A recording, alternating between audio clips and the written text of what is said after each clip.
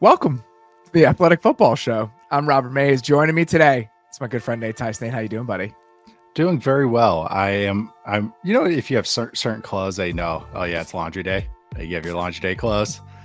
My Atlanta Legends AAF sweatshirt is definitely that laundry day. I just realized I'm putting it on. I'm like, all right, I can't really wear this. I can't really wear that. All right, this is decent enough. It's a starter. Like, I don't even know what the fabric is. It's like fake fabric. And so fake polyester. But whatever. That's how I know. But that's how I'm doing. That's how you know what week it is for the NFL season is getting up there. We're in week 4 now, but we're feeling like it really is hitting home right now as October's about to hit. I did my hair and actually got ready for the show for the first few weeks. You can see now that I definitely have not. That's where we are right now. The fact that the camera or the calendar is about to turn to October is all you need to know. We do have a ton of great stuff to get into today in our week 4 preview. And I want to start with the story of the week, the game of the week.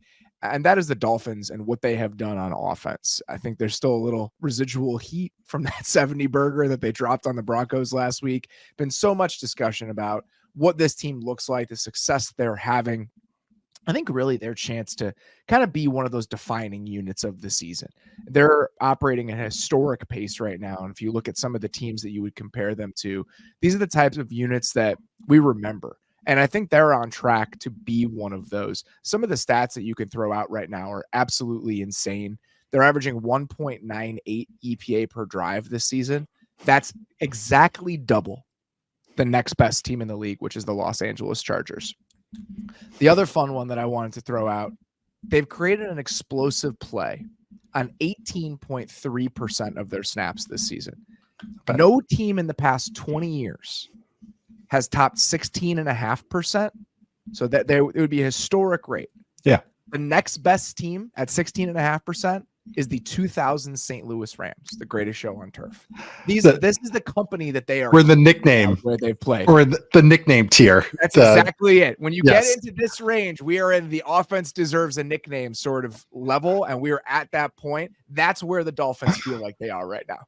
I'm workshopping some, but I don't know if I'm ready to drop mine yet. But it's because it's not as cool. I saw greatest show on surf this week, which is unacceptable. Okay. We need to do so much better than that. That's very 70s NBA writer. Like just change one thing, make it to a little pun. Well, I guess greatest show on turf is a pun.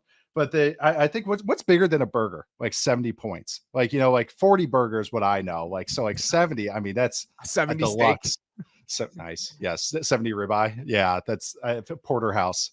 But that offense was just really fun to rewatch. Obviously 70 points. It's nice when there's the underlying stats, the scores, everything that's tied into it. And then when you rewatch it on film, it's just seeing just so much just fun, just so much speed everywhere. Doing things fast is a lot of fun, but also having just this soundness with this offense and what Mike McDaniel's doing. It is just I love when it's just a unique version of something. It's not, I watch that offense. You can watch that in the 49ers. And I don't think a common fan, of course, everyone knows kind of those Shanahan offenses, everything will go, oh yeah, that's the same tree. Absolutely. There's actually a true own self here, which I think is the defining thing about what this offense is. Some of the best offenses, it's well, they just did this very well. Well, okay, the Rams in 2018 and what they were doing with their personnel and the bunch formations and everything, you can start pointing, you're like, that feels different. They're really putting their fingerprints on this. You watch this and just, I saw comparisons to the Warriors of the last decade, just how this free flowing feel to the offense is. And that's what it is. To me, I keep comparing it to a flexbone offense because I just think everything's out in space and the motion. What is a flexbone offense for people who don't understand? Oh boy. We ran in high school, but I would love for you to explain it. Were you Yeah. Oh my goodness. Old school triple option oriented offense. If you had watched any college football of the last 10, 20 years, you watch a service academy school, a Navy or an Army, they will run this type of offense, which is they'll have two wing backs that are basically where we see off tight ends now on either side of the tackles. They will have two wide receivers on the outside, and then they'll have the tailback straight behind, or fullback, straight behind the quarterback. And so you can do a lot of motion with the wingbacks back and forth. And look where Tyreek Hill is getting used right now. And they have the out motions. If you look at the play action plays, it's all these overs and stuff that's just with the orbit motion going behind. And I'm like, I want to call it the airbone, but I that's not going to stick. But Again, we need to work on our nicknames here. We're We need to be doing workshopping a on better this. job. But just what they're using with motions and everything, that's my best comparison for it. But obviously with NFL passing game and with NFL speed, not only just NFL speed, elite NFL speed. And that's what we're seeing right now with an operator at quarterback that's, operating to it to its fullest right now. He's not leaving any meat on the bone. The ball's going to where it should. It's such a cool evolution from what they were last year. You see some of the ideas, you see the first bits of them last year in their first iteration. This is those ideas just taken to a different place, taken to the next level. Everything is built off of itself. All of the crack toss plays that they were running against the Broncos, getting the ball on the perimeter, makes perfect sense with their personnel.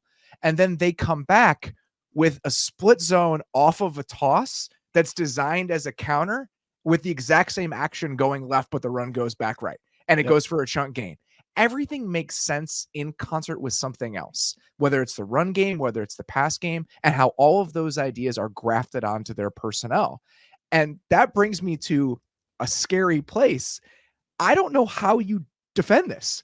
I don't know what you're supposed to do against this team right now, because my first thought with all of the quick passes, they're getting the ball out of his hands so fast. We'll just drop 8, do some funky stuff. They are running the shit out of the ball. So all of the traditional options, answers you would have against a team that's passing like this, I don't think that's going to work if they continue to run the ball at this clip. Because as we think about this version compared to last year's and why this is different, they were 16th last season in rushing success rate. The Dolphins were. So far this season, they are 3rd. The interior, their offensive line is playing better. Their running game is just more complete and well-founded. And so there's so many more ways for them to beat you, even through 3 games, than they had at times last year. And that's why this feels so dangerous. Yeah, it was the forced evolution, but it's not forced evolution because it's just how defenses started to play to them, how they adjusted. And just also they were like, okay, if we have to play this way, let's maximize it.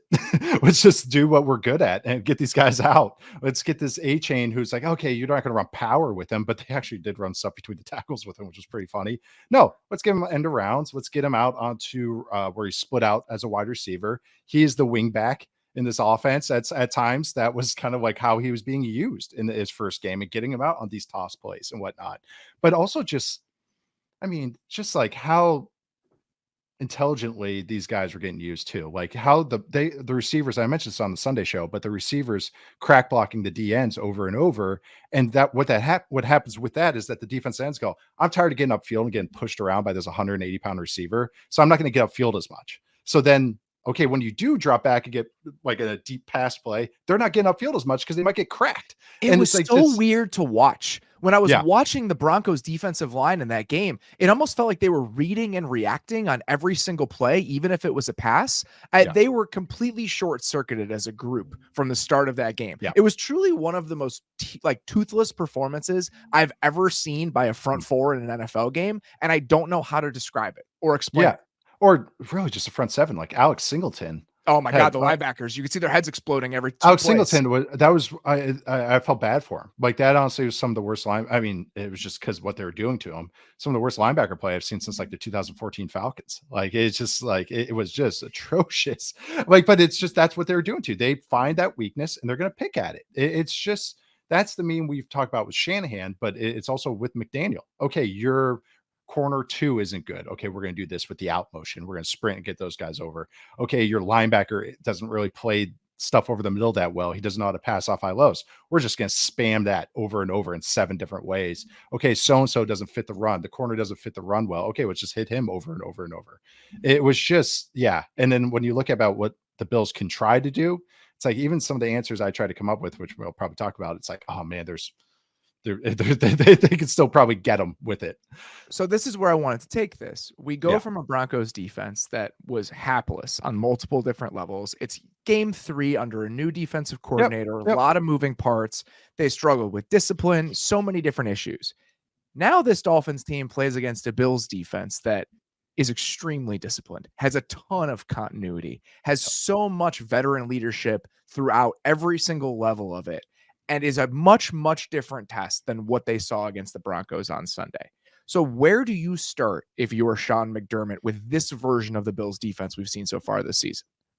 Man, to me, it's okay. Who has had success against this offense? And okay, so we look at last year, and what was the one game that we always come back to? That Chargers game. Okay, what have we done to them before that has worked and has not worked? Their first game, they ran a ton of too high, and I think that was the most that they've ran too high the entire last season. The second game was totally different, and the flow of the game was totally different, because it's a divisional matchup, but it was a lot more running the ball from the Dolphins because they had just played that Chargers team that had Mhm. really thrown the kitchen sink at them. And that's what I think is where you start with. It's like throw the kitchen sink at them, meaning not blitz a bunch, maybe throw a couple in, but change the looks up. And you have to change the looks up. That's the best way to get Tua. He's a very smart pre-snap operator. He wants to operate quickly. This offense isn't supposed to last longer than 3 seconds. It's supposed to be three. It's under everything's quick. Everything go, go, go, go, go. Get the ball out. So get him to hold the ball, get your anaconda coverage to work, make him maybe try and make a mistake or force a throw in. And that's your best bet.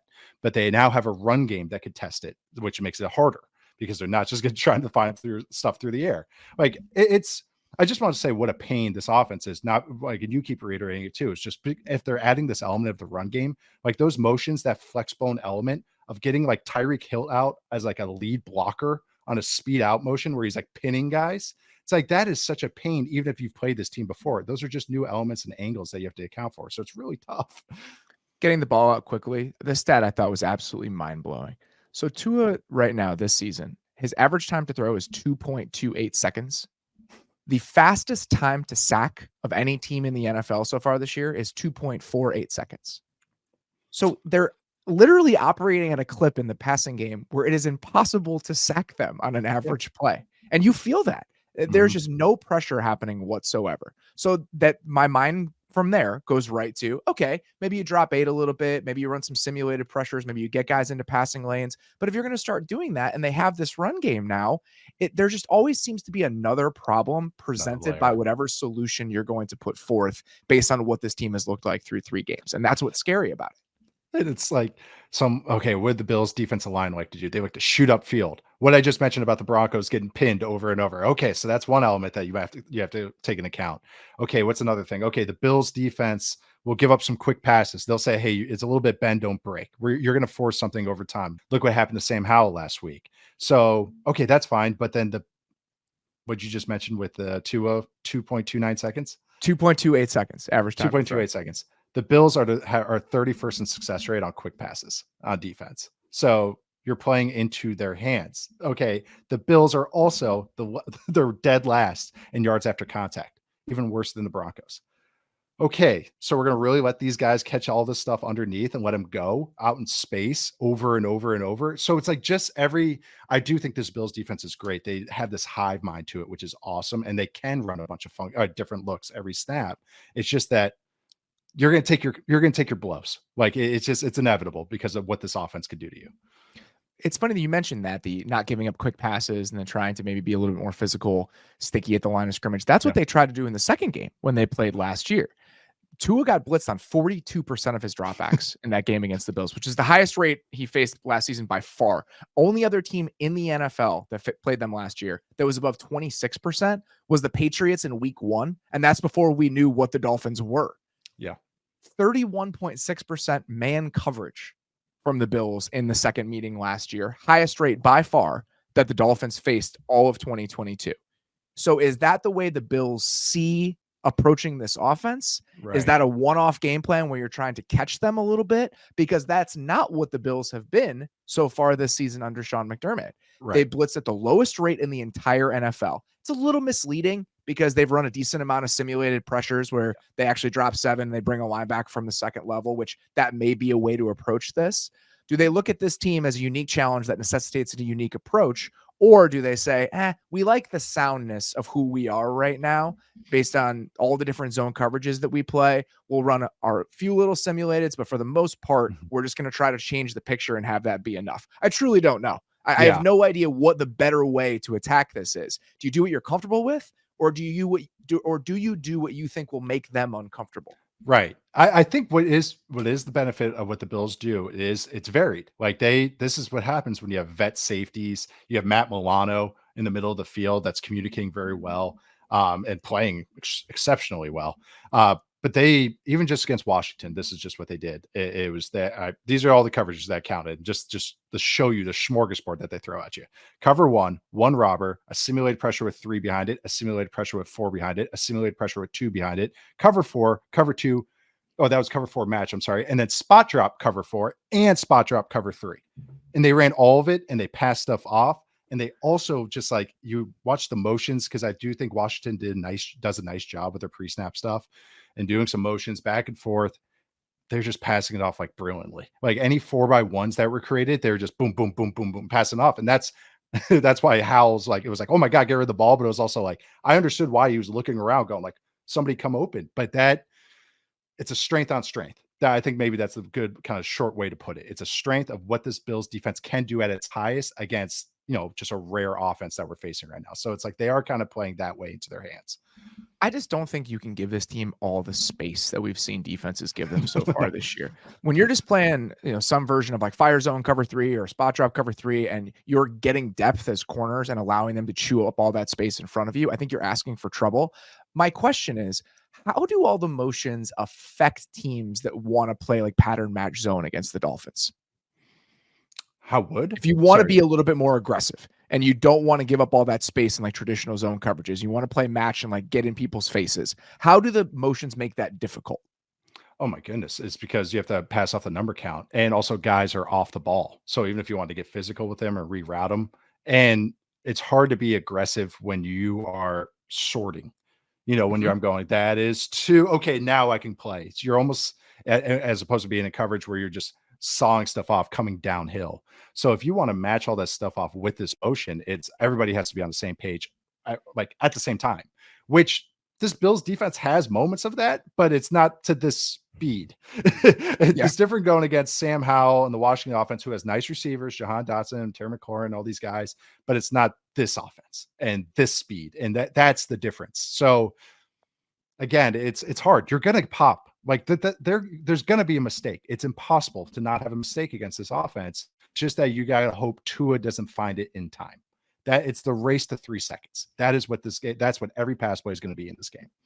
It's been fun watching Mike McDaniel. It's like in Billy Madison, where Steve Buscemi takes the red pen to the list. Yeah. Mike McDaniel has just taken the red pen to the defensive game plans you can use against him over the last 2 years. You look at the amount of man coverage that the Dolphins typically face, teams don't do it. And it's partially because of Tyreek Hill and the speed, but it's also because of all of the motion. So now we're getting to a place where the motions have gotten so complicated and never ending that you can't even play pattern match zone against them. No. So now we're just slicing off different things that you can possibly do. And teams are having to be so simple to deal with the complexity on the other side that they're just carving the shit out of people. And that is a losing formula, but I don't know how that formula changes. Yeah, you hold on to your hats. That's what you do. And you got to make one mistake and take advantage of it. Like you don't, that's the other thing too, is like this is also a team game. Like you got to, both sides of the ball have to play complementary football, as the old school coaches like to say it. You can't be the Broncos and fumble twice. You can't do that. That's how you give up 70 points. Every big game explosion on offense is there's a turnover or 2 in there. And so that is what, like, that's the other side of this coin, is that on offense, you have to be sound and burn time and have long drives or get your points. You can't settle for field goals because they're going to get their touchdowns, 1 or 2, 3, 4, but they're going to get some. So let's get to that other side of the ball. Yeah. How do you feel like this version of the Bills offense, which, man, it's so fun to watch a plan come together. Oh. Just this team that they get those 2 guards in the offseason. They sign Connor Williams. They draft O'Cyrus Torrance. And you kind of feel it's like, all right, we want to be more stout. We want to be more physical. We want to be able to transition into this fuller formed version of what we were trying to do over the last couple of years. In the second half of the 2021 season, you could feel it, and you could feel them dabbling with it a little bit last season, where we want to be able to run the ball downhill when the situation calls for it. And it felt like they really committed to that idea this offseason. And through 3 games, that's what they have been. They've been the passing game that's always going to be explosive with the kaiju at quarterback, but they've also been able to do some things on the ground. So this version of the Bills that they wanted to be, how do you feel like that matches up with what we're seeing from Miami on defense so far? Actually, really well. This is again, this actually more is a strength on weakness type of thing. I think what the Bills have done, this is the highest their design rush rate has been since Josh Allen's taken over at quarterback since his first year as a full-time starter, 2019. It's 12% higher than last year.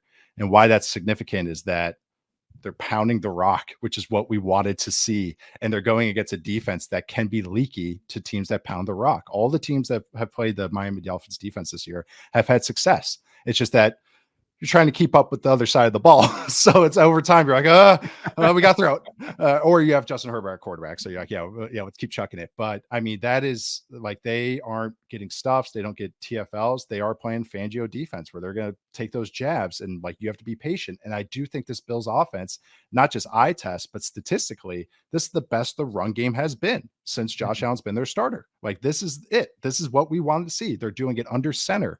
It's really kind of funny. They've been consistent how many under center snaps they've had every year, but they reverted back to a heavy run under center looks, which again is what we wanted to see. It used to get under center just to run play action. That was the entire point of getting under center for like 2 years. It was so funny. And the numbers the last few, that it got steady with it. But then last year it was kind of 50-50. Okay, we're throwing half the time and then we're running the ball half the time. Now it's skewed to majority run the ball. And the running game's been great from there, but also the play action that they want to get to has been phenomenal. It's been like, I think it was 14 dropbacks from play action, no sacks, no scrambles, 9 first downs, and 10 efficient plays. So not just gashing them. And you know who's very bad against play action? The Dolphins defense. So that is something it's like a bottom 5 rate in EPA per dropback, I think, so far this year. They're like 27th, I want to say. And way down there in success rate too. So both, they're giving up big plays and a lot of efficient plays. Another thing. So again, these are strengths of this new version of this, or this reconfigured version of this Bills offense, kind of like a new fleshed out version that we want to see going against what Dolphins are bad defending. And the last thing is they have Josh Allen and they have Josh Allen who can spread it out. The empty formation with Josh Allen is still one of the scariest things I think to defend in the NFL. Guess who's not good defending empty? The Miami Dolphins defense. So that's kind of what I think they're going to lean into, but it's exactly what the Bills can lean into now. They can pivot to this run game. They can pivot to Josh Allen, go crazy and empty. They can unleash him as opposed to like trying to rein him back, which I think is exactly the formula you want to get into, especially in a fist fight like this. And you mentioned some of the stats about the Bills rushing offense, 4th in success rate, 4th in EPA per rush so far. That is a different version of this team. And running backs too. Not that that's the big thing. Yes. Not Josh Allen. It's running not just the quarterback running. Yes. And the part of the reason the Dolphins struggle against the run is this is a very crystallized version of a Vic Fangio defense. Distilled. They've used a light box on 67% of their early down plays, 6 or fewer guys. It's easily number 1 in the league. They are 29th in early down rushing success. And they played the Patriots. They played the Broncos, like teams that like are pounding the rock. Yeah, no need to spread it out. I mean, against the Bills, you may. So just 2 things to keep in mind as we look at what this matchup might ultimately look like. We have 2 teams, number 1 and number 2 in DVOA. I mean, this is the game of the week. This is potentially one of the matchups of the year. It's going to be a really good one.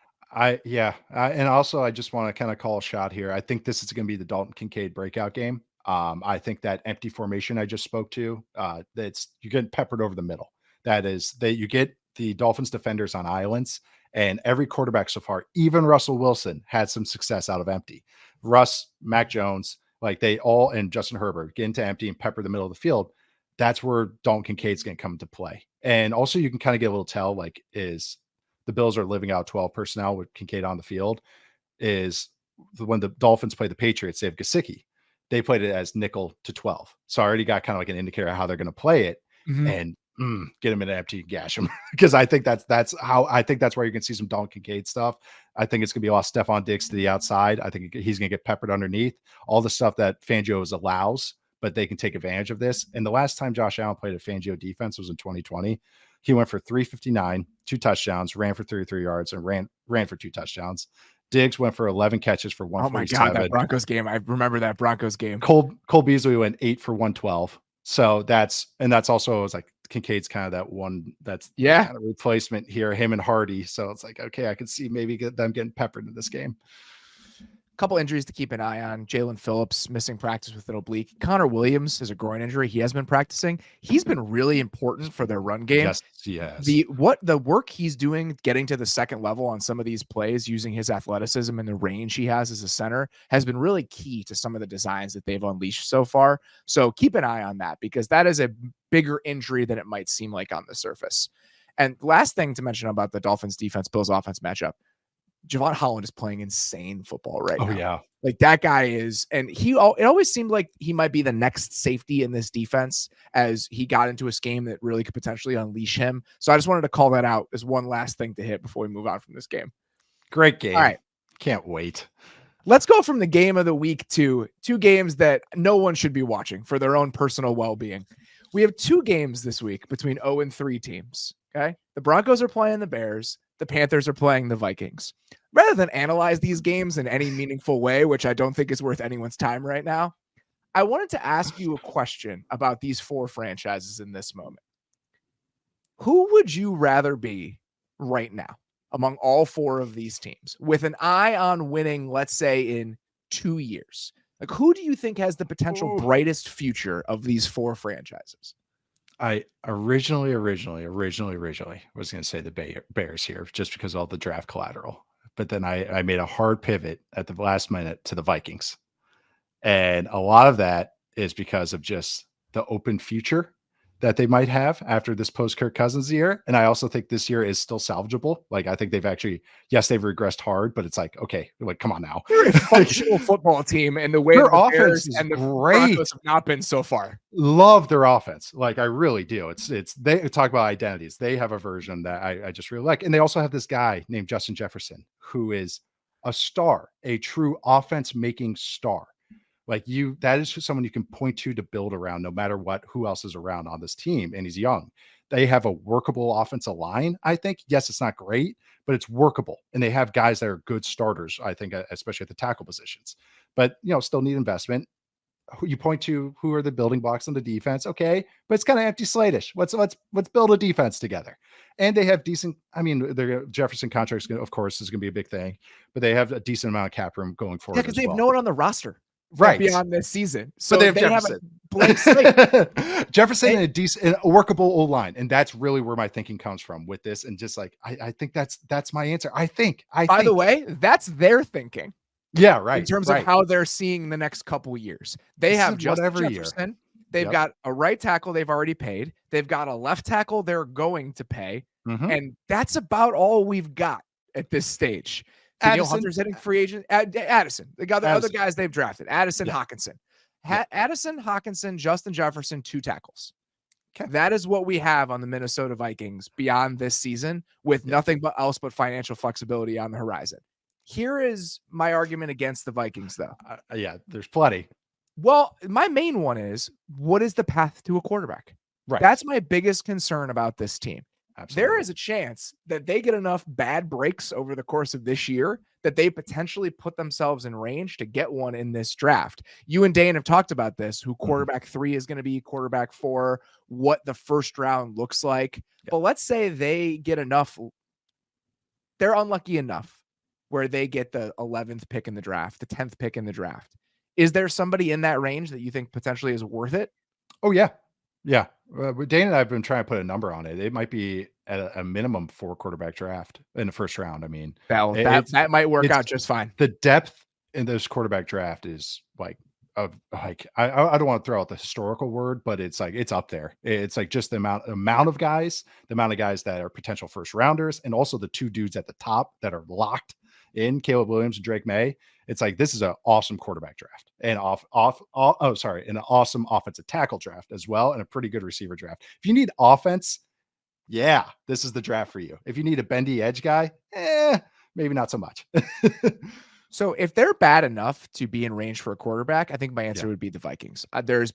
We have reason to be confident and optimistic about Kevin O'Connell. I think that they've done a good enough job to earn the benefit of the doubt. So if they have that path with the core of young players that we're talking about, that's not bad. Yeah. Other than that, is that your answer too? I think yes. Okay. I think yes. I thought this was a because very fun question to parse through. If I'm being I honest, but I think want to hear yes. your answer. Yeah. Okay. So the Panthers are tied to Bryce Young.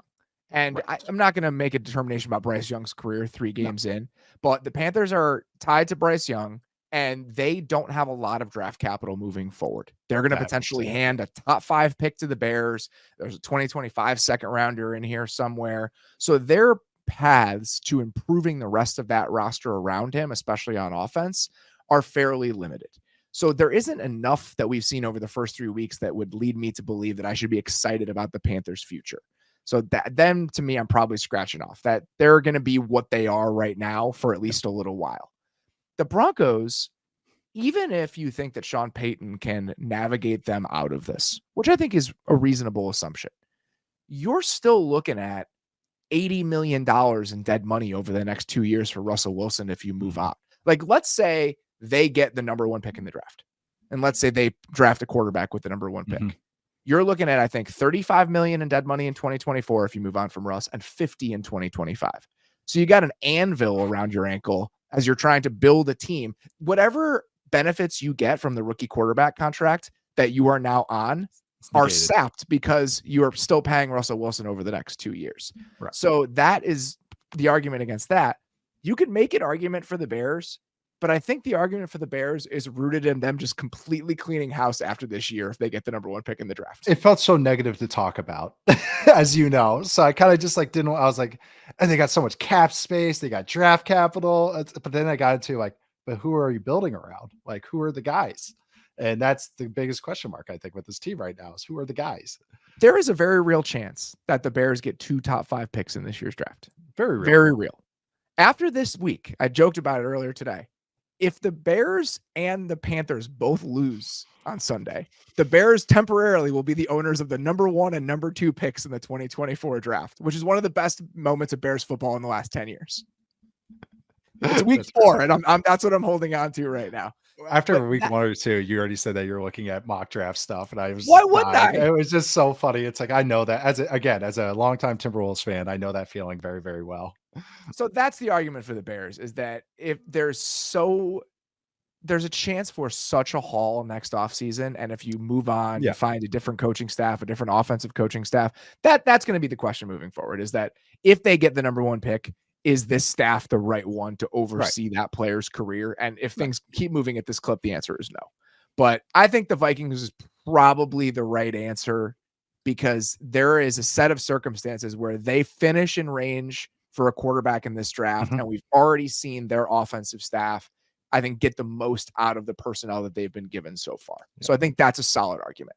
And that's the thing. Again, this quarterback class there's the top 2 guys at the top, but there's been 4, 5, 6, 7 names that Dane and I have mentioned that could be potential first rounders. And that's a lot of fun. Let's go through a couple of them quickly. Riley Leonard from Duke, Quinn Ewers from Duke Texas, is my QB3, JJ McCarthy from Michigan. JJ McCarthy. Some people like Shadur Sanders. I'm a little lower, but his name was thrown up there. You already brought Ewers. Who else do we got up there? That's enough, but that's like 5 guys. I mean, that is more than we've got. Pac-12's got like 7 draftable quarterbacks. it's ridiculous. It's awesome. All right, so that's a depressing conversation, but that's where we are with these 0-3 teams. So if you're in my boat and you're already looking at Tankathon 3 weeks into the year, I deeply understand you so far this year. All right, let's get to our matchup of the week. If the Dolphins offense has defined that side of the ball so far this year, the Browns defense has defined defenses throughout the NFL through 3 weeks. They have been absolutely ridiculous so far this season. A stat that I thought you would love. They have a stuff rate on run plays of 39%. So 0 or negative yards against the run. I thought that was a glitch when it first loaded up. Like I was like, oh, they miscounted here. Let me reload it. The only team to do that over an entire season since 2000, when True Media started tracking these stats, is the 2006 Williams Wall Vikings. Oh, I love that. That is what the Browns have been through the first 3 games. God, they've allowed 21 first downs. Okay. The Bills are second at 41. 12 different defenses allowed 21 first downs last week, and they've allowed 21 first downs on the season. This is a group. It has all come together in a Mm-hmm. cleaner, even more impressive way than the most optimistic person could have envisioned coming into the year. You picked Jim Schwartz as your assistant coach of the year before the Yeah. season started, and I don't think even you could have imagined this version of the Browns defense through 3 weeks. I thought they'd be interesting and pretty good. Like, Yeah. like that 8 to 12 range. Like, oh, they're good. They're good. They're nice. No, guys, they have a pretty good defense. Not this. This has been wonderful. This is Myles Garrett just playing to his fullest ability, and the help around him is, they take turns. So Darius Smith is making a play. JOK is making a play.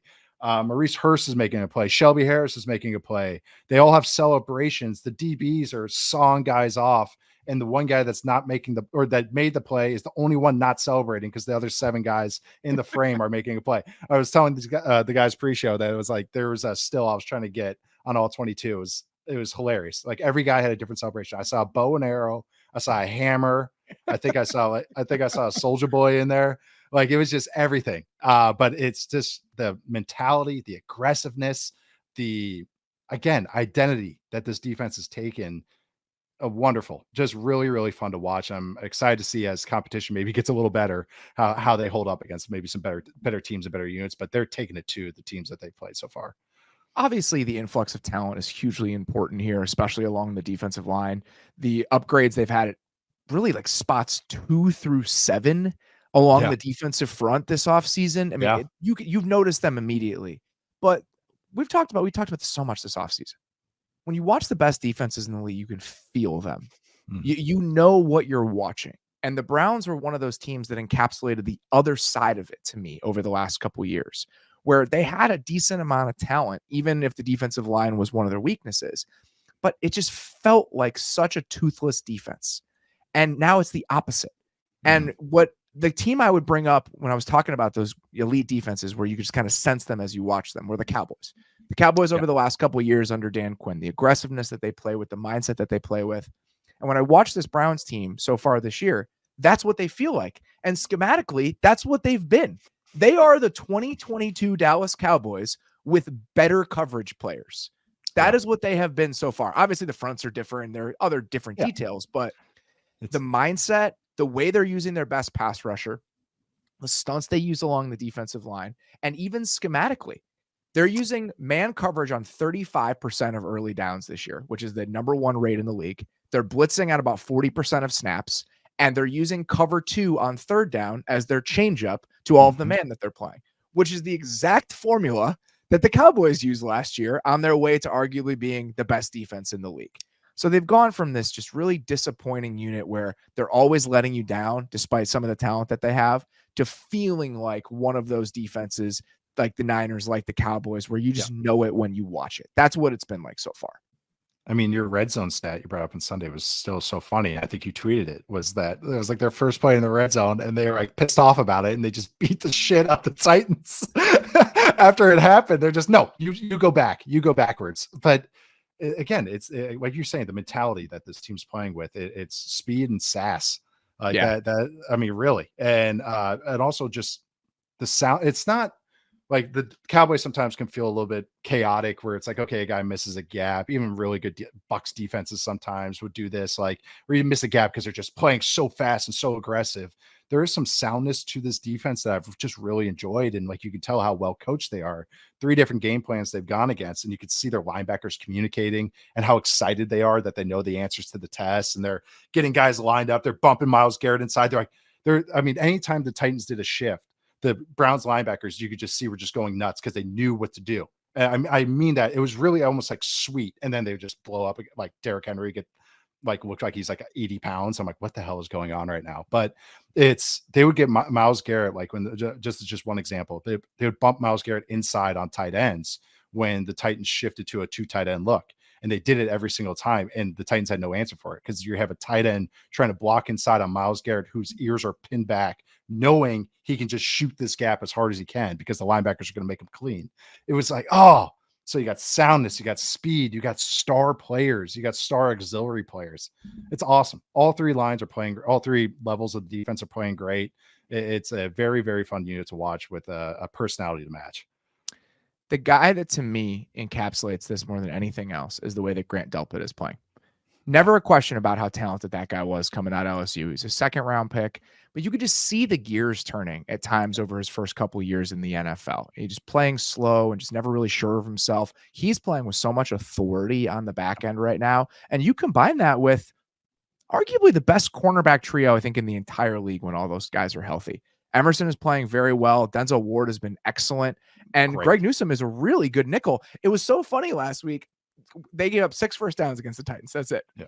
And one of the first downs that they gave up is the nickel gets confused on one of the things that they're trying to pass off. And he gets up. He's like, that's on me. That's on me. So the few plays they do give up is because they have one backup player in there. When they're fully healthy and Newsome is back this week, they are a real pain in the ass to deal with right now. Yeah. Pain in the ass. Yeah. They're more of that. They're ripping it all off. It's the DBs are just encapsulating it. That's really is. Watch their attitude and watch how they play. And they take it to receivers. And it's just, again, everyone knows where to be. Like you're saying, the nickel knew he messed up, like, or the player knew he messed up. It's like everybody's accountable because they all know the answers to the test right now. It's hard. Talent gets so limited when a guy plays without confidence in their ability or what they're doing, their assignment. And they all know their assignment right now. So all of them are playing to like their max ability, which is really cool because there's so much talent. So let's talk about what this means against the Ravens offense on Sunday. The Ravens offense so far, I mean, it's hard to really judge them or grade them through 3 games simply because of the injuries that they've been having to deal with at the receiving core and up front. But I think the number that really kind of best describes the Ravens offense so far this season, they have a 52.3% passing success rate, which is 3rd in the NFL so far this year. The only teams above them are the Dolphins and the Chargers, but they're in the bottom half of the league in EPA per dropback. How do you explain that? 2 ways. They're 26th in the EPA they've lost on sacks, and they're 27th in the EPA they've lost on fumbles. So down in and down out, this has been an efficient offense, but they've been held back by some notably negative plays in a couple different areas. So I feel pretty good about where they are in a new scheme with new pieces and a lot of those pieces being hurt. But even if they're getting some of those guys back this week, what they're about to play on Sunday is a completely different beast than anything they've seen before. Yeah, they got their offensive lineman potentially back, and it's like, oh yeah, none of the receivers are going to play. And now again, it's like last week, it was like, oh, now we have touches to Kenyon Drake, which was a good play, and then he fumbles down the field. It's like you're saying, the success rate just speaks to it's a lot of positive plays. But if you just have a brutal sack, a brutal strip sack in your own territory, yeah, that's going to suck. And that's how you keep inferior opponents like at or keep them in the game. So I think this game and how Lamar is playing right now, his in the pocket stuff, I think has been very good. I really has. Like I have not. The mental side of him right now is really fun to watch. On top of rushed for 110 last week. The QB run game is great in that offense. So I think last week also with all those injuries, they're trying to kind of play in a funky way. A lot of quick hitters, get the ball out of Lamar, QB run game. And here, hopefully with some O-line health, we can maybe just see somewhat of a more normal game plan as maybe they get some help block. I think people were a little bit frustrated with how limited the passing game was and how conservative the passing game was last week. But you can trace that, I think, to the offensive line injuries. Todd Monken came out today and said there's probably a little bit too much drag on this offense right now, and that starts with me. That's just a very Todd Monken thing to say. Like there's going to be nothing left to ambiguity with Todd Monken ever. Yeah. But the number I thought was really telling from last week, Lamar had average time to throw of 2.42 seconds. When I saw that, I was like, that's really fast for Lamar. Like he typically holds on to the ball, not to his detriment. He's just trying to make a play. He's just somebody that has traditionally held on to the ball a little bit longer because that's his style of play. Yeah. At 2.42, the 3rd fastest time to throw for him in his entire career in a single game. One of the ones that was faster was that famous cover zero game against the Dolphins. So in a real NFL game against like normal game plans, it was the fastest he's ever gotten the ball out of his hands in a single game. I think that was one of the reasons that it was a little bit more underneath and a little bit more conservative. So offensive linemen getting back, offensive linemen getting a little healthier. I do think that we're going to see some more aggression, a few more shots, them pushing the ball down the field in a way that we just didn't see them do against the Colts. Yeah, I saw the Zay Flowers target map getting memed. And it was like, and if you watch it, it all made sense where he was getting put on plays. They were getting him the ball, or they're putting him on the low on high lows because they're trying to get rid of the ball. Then they're trying to go to the guy that they think can make a lot of plays. So let's get Zay Flowers on these underneath routes or on these screens. And so exactly what you're saying. That's exactly what it was. Offensive line injuries. It felt that way. But I don't know. I haven't had any like watching this offense. It's just been it's almost like the Jags a little bit. It's like a couple silly mistakes, but it's like down to down, I feel pretty good about where they're at, and I feel really good about how the quarterback's playing. So I think yes, Absolutely. yeah, The I think arrow is their pointed up arrows pointing up, 100%, yes, especially if they exactly. get healthier. One of the other things I noticed while rewatching them, it's just a different version of the run game than we've seen in years Yeah, past because we saw so much heavy personnel over the last few years. They have been insane running the ball out of 11 personnel this season. They have a yeah, 61% rushing success rate out of 11 personnel. Typically, like the league lead over the course of a year would be 46%.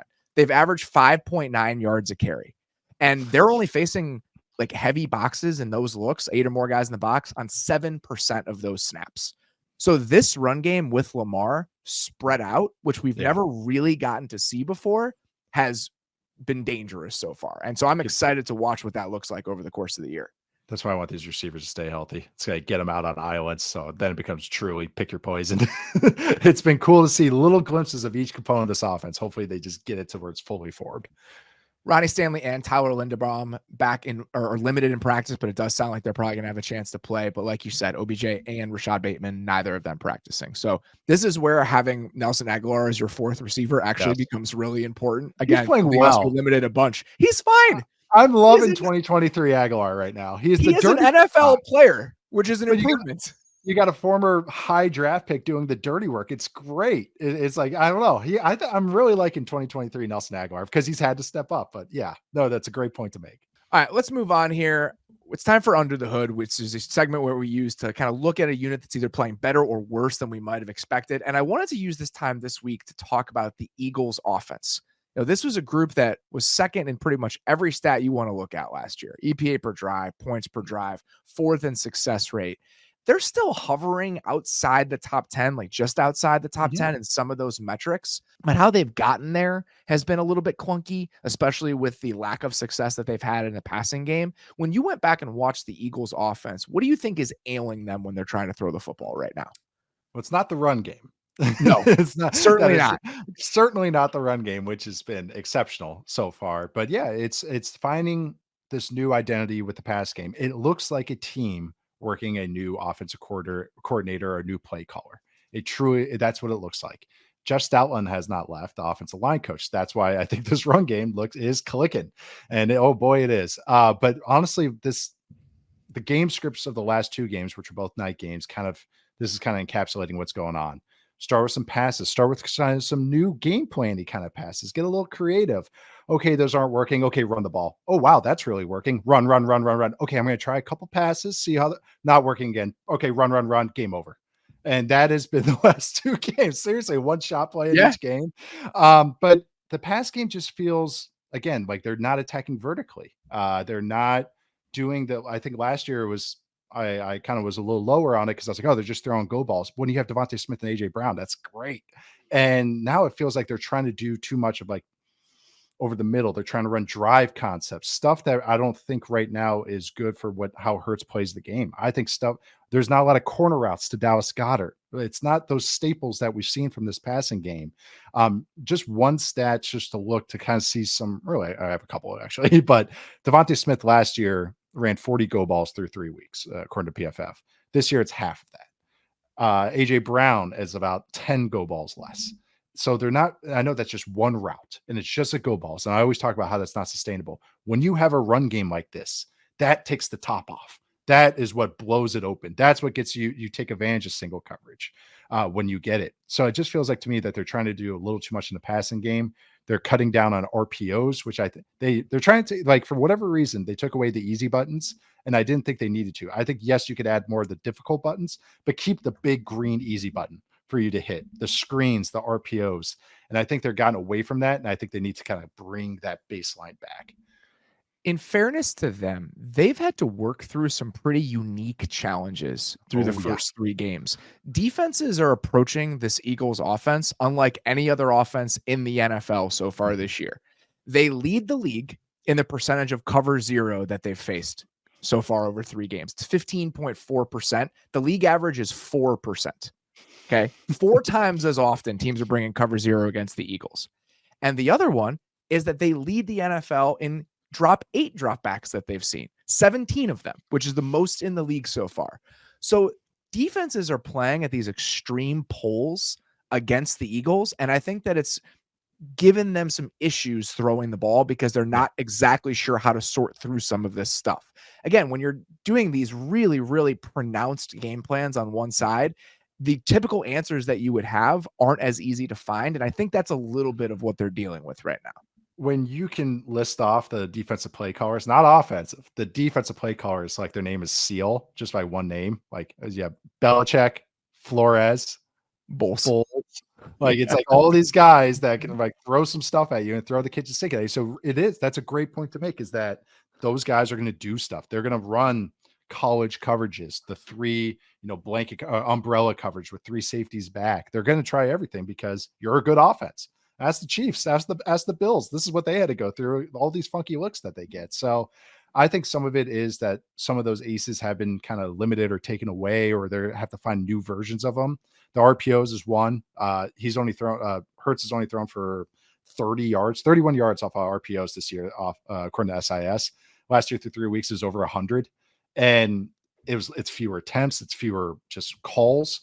And yes, some of that is because they're getting the funky cover 0 looks. They're getting the funky 3-man drop looks. So those are run reads, but also it's just, okay, we got to find a new version of that, because what's going on right now, this true drop back game, we haven't found the formula that works for us right now. And I'm not saying this is like bad or anything. All good offenses have to go through this, and they can pound the rock with the best of them. It's just that They're 3-0. they're 3-0. 3-0 with the best run game in the league. This Yeah, is going to be fine, they're but this is fine. why I like doing this Yeah. segment, because it's so interesting to go in and like, all right, what are the nuts and bolts of what's Why are they happening stubbing here? their toe? Like that Yes. is what, yeah. How can they lift that foot up a little bit so they don't stub their toe? And then you see them at the top of so many different metrics. Yeah. They've been blitzed at the highest rate in the NFL. Okay. Right. So far this season, Jalen Hurts has been blitzed on like 46% of his dropbacks, which is the highest rate in the entire league. So that's what they're having to deal with. And the fact that you can win games en route to figuring this stuff out and be able to lean on your running game as part of this, that speaks to the different avenues this team can find, even when they're struggling in some areas. It's a great example, and usually I refer to end season or playoff time of the ability to pivot. If a defense is going to go all out to stop one aspect of your game, cover 0 and drop 8, those are looks that you can run on. And several times against the Bucks, the Eagles just ran a simple zone play, because the Bucks are in some exotic pressure. They get caught, and it's a huge gash. So defenses are going to take away your fastball. They're going to sit on that fastball and crush it. But if you can throw all the other stuff and throw all the other changeups, and they're really good, like that's fine. That's a good thing. But that is why it's always an important aspect. That's why I always harp on it with the Bills, of being able to pivot and find other ways to be successful or efficient. And they have it. So it's just getting the other fastball back to 102.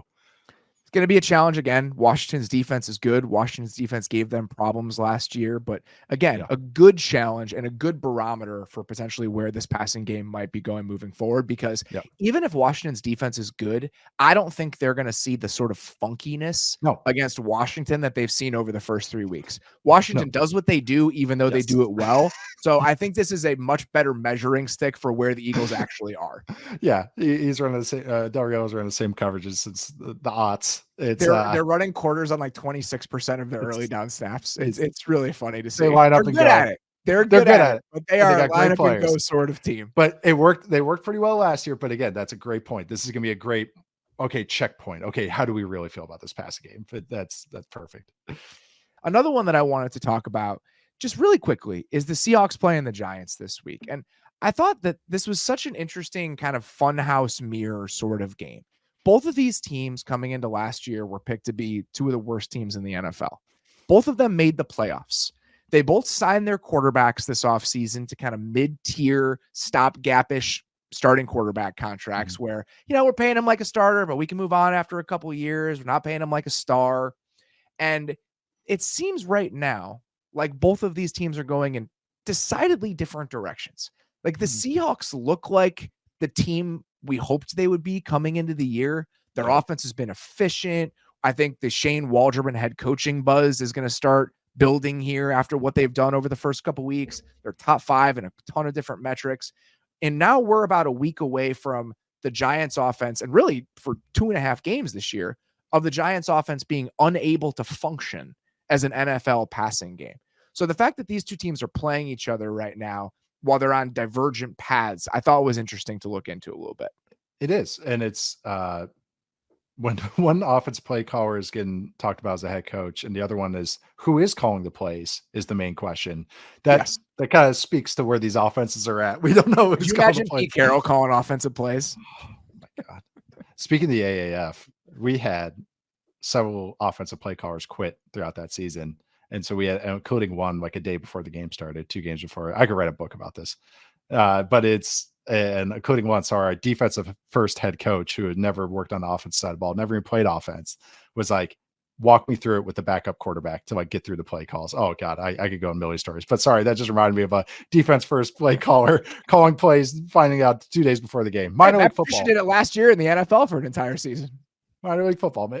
Oh my God, great.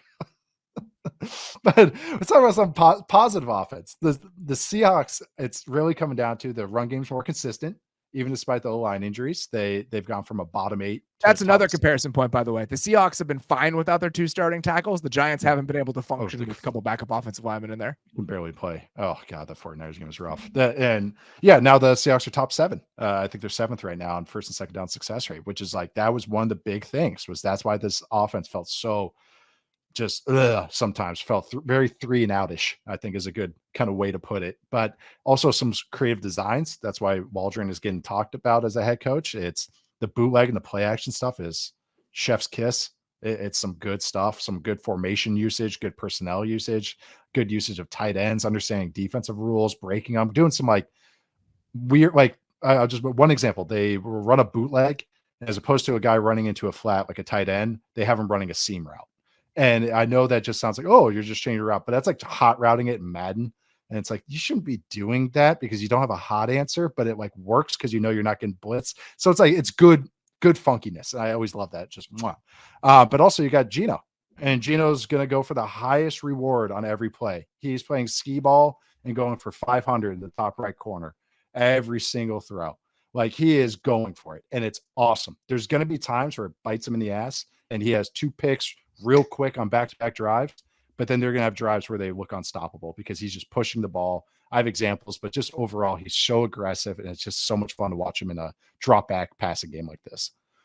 And again, you just compare that to what the Giants offense feels like. And these are 2 quarterbacks who got paid this offseason. Daniel Jones got $92 million guaranteed. Gino got 40. Daniel Jones has an AAV of $40 million a year over the course of this deal. Gino's is at 25. And Gino is the one that's been playing like a top tier quarterback over the course of this season. Like, he's played very well without 2 starting tackles. And I think that's what this feels like when you watch these 2 teams play. So, and you know what's really cool to watch about the Seahawks? You mentioned the run game on offense. Their run defense was really bad last year. They really struggled against the run. This year, they've been one of the best run defenses in football on early downs in terms of success rate. And I appreciate a team looking at their weaknesses in the offseason and saying, we're not doing this again. Whether it's schematically, whether it's personnel-wise, we are addressing this stuff. And the Seahawks, the 2 areas where they were worst last year have been 2 strengths of who they are this year. And I think that says a lot about how they're approaching things with this team. It's just going to help them out. I mean, that's what was their downfall as the season went along. Again, ability to pivot or ability to stop other teams' pivots. It's so great. I just want to also, Jake Bobo is going to be a TAFS All-Star. Like, I'm already calling it rookie All-Star. I'm already throwing it there. Blocking receiver. Yeah. All about it. All about it. He ran like a 4.98. I think it was because from rain or something the day he ran a 40 or something like that. But yeah, blocker, just like utility guy. Love him. But also just the one example of like, okay, I could just say Gino takes the top off and everything. It's just the aggressiveness of like this one play against Carolina. It was out of empty, and how far Gino pushes the ball to empty is always really fun because he has him at a 20-yard throw he hasn't liked. But on this play, and just as a show tendencies and playing off of tendencies is, so this empty play, there's a tight end and a running back. Kenneth Walker split outside, the tight end's in the slot. Defense sees tight end, running back. All right, who is likely to be target of this pairing? The tight end, right? Running back's just window dressing. He's probably just going to run vertical, and he's just a runoff route, right? So sure enough, the Seahawks run and out by the tight end and a go by the running back, Kenneth Walker. And Gino, rather like 99% of quarterbacks right there, or 95% of quarterbacks, rather than just throwing it out like he should have, might have been a 5-6 yard gain. He gets blown up, but it is correct. The ball is going to the correct spot. He kind of does a quick double pump and hits the go route right away. The fact that that was on his menu to look at it to start, that how quickly he got rid of it meant that it was like he knew that was an option that he was going to go to. That meant that's in his process. And he does that over and over. Once in a while, it gets tipped wrong. But those plays where he creates a double that should have maybe been like a eked out single, it's like that's what he does. And that's why Gino's so much fun to watch. But it's just like that one little example. It's like that's 20 yards he just created, hidden yards that quarterback created because he was so aggressive. What they look like on offense right now is just an indication that this team is going to be around in the playoff picture for the rest of the season if they can continue doing this, especially after they get their tackles back healthy. So it's been an encouraging start for Seattle. It has been a very discouraging start for the Giants, and that may continue as they play each other on Monday. All right, let's get to fourth screen. Every week, I solicit arguments for what should be on the fourth screen that I'm watching on the early slate on Sunday. There was so much misery to potentially dig into this week, and you guys did not disappoint. We picked two because of how much good stuff there was. First one here. And so typically I don't allow arguments for the Bears because the Bears always are on their own TV. Screen. But I couldn't not ask for Bears arguments this week with them playing the Broncos. So that's our first one here from Frankie Abbott. Frankie says, Mays. I'm writing this because I feel embarrassed, frightened, confused, betrayed, taken advantage of. I say this as a fan of the Denver Broncos. What did we do as a fan base to deserve this never-ending onslaught of nationally televised embarrassment? 70 points.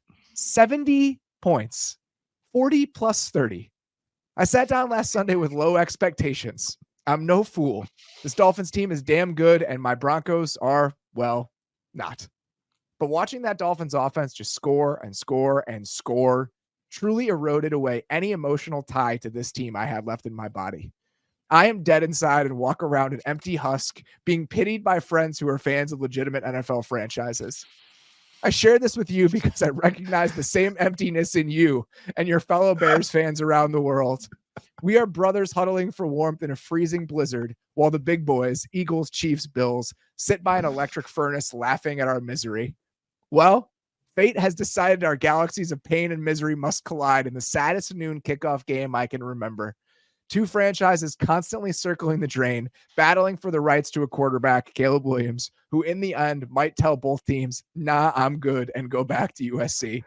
An offense with Justin Fields that has YouTubers creating breakdowns the lengths of a feature film, facing a defense that just gave up the most yards and points by any team since 30 years before I was born. The game has the potential to cause more depression than the 2008 recession. And if you choose not to watch it, I will be incredibly disappointed, but also proud you broke the cycle of abuse. Thank you for your time. A demoralized shell of a man, Frankie Abbott. That was wonderful. That was wonderful. We had to acknowledge that game. Okay. That game is, you couldn't do this without that game. Caused more depression than the 2008 recession was. Yeah, that was terrible. Okay. But there's another game we have to address here. So this one is from Jordan Rossler. Jordan says, my Vikings visit the Panthers this week in a battle of 2 0-3 teams, each on their own respective trajectory to irrelevance in 2024. Vikings Twitter has quickly transformed itself into threads detailing the path to Caleb Williams after starting the season with visions of proving that a 3-4 or 13-4 finish merely one season ago was not a mirage, but rather a signal of future glory. But alas, with an NFL worst -7 turnover ratio, 31st ranked rushing attack, and a week 1 signature loss to Tampa Bay and our already blossoming resume, this Vikings team is out to prove to even the biggest skeptics couldn't overcome just how disappointing this franchise can be.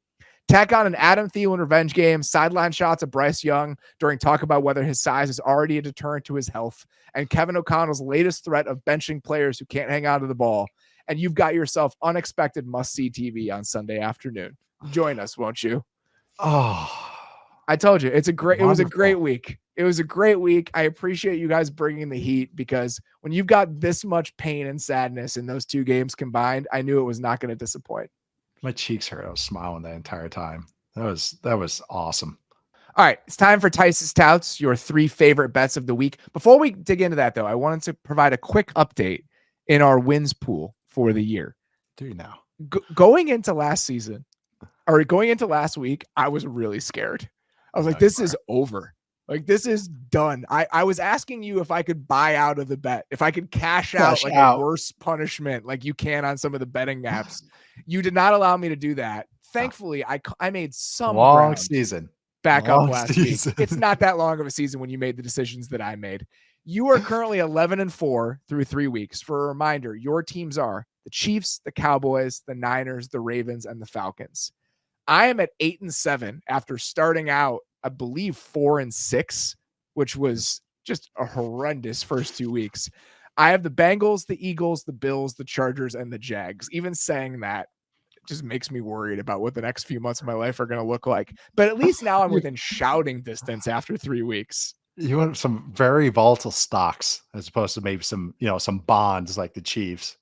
Just some nice steady returns with some of those teams. The Joe Burrow calf thing is there's no coming back from that. That's one where it's like, all right, I picked them to win the Super Bowl. I picked him to be the MVP, whatever. I was like, I might as well pick them first in the wins league too.